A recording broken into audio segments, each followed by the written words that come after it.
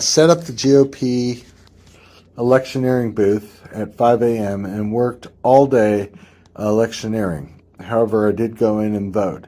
I think I called into the Arizona hotline shortly after 6, letting them know of people coming out saying the tabulators weren't working.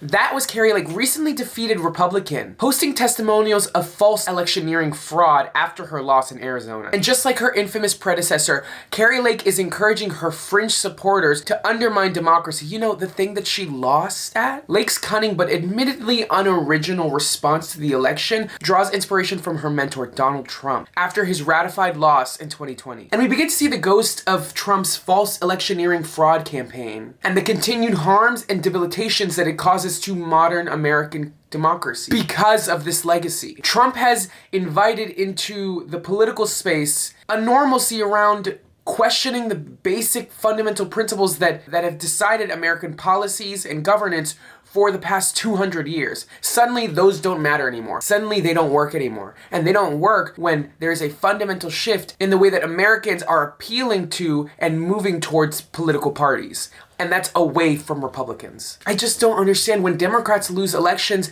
we don't turn our noses up and ignore the problem and say, no, it's not real. We don't do that. And in the inverse, when they say we're delirious around things like gender identity or the redistribution of wealth as like a practical and like feasible political goal, it's like, we're not making this up. Like, we read this in a book, like it's been studied for years, and like, here, like you can read my paper about it I wrote in 10th grade. It's like a shock to them. Like, regardless, Kari Lake continues to carry the torch of faux election fraud to siphon off of Trump's manipulative legacy, issuing a new statement that the election was rigged and encouraging her voters to resist against the outcome. This isn't about Republicans or Democrats. This is about our sacred right to vote, a right that many voters were sadly deprived of on November 8th. Tens of thousands of you have reached out, pleading with me to fight this fight. Rest assured, I will, because if we give up now, we will no longer have a country.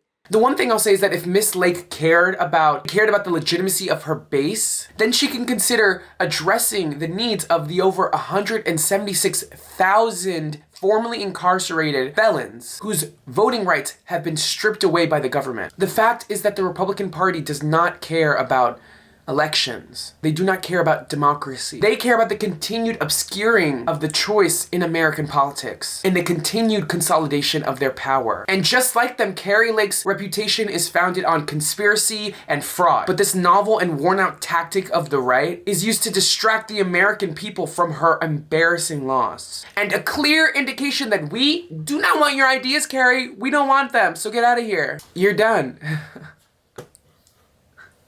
You're done.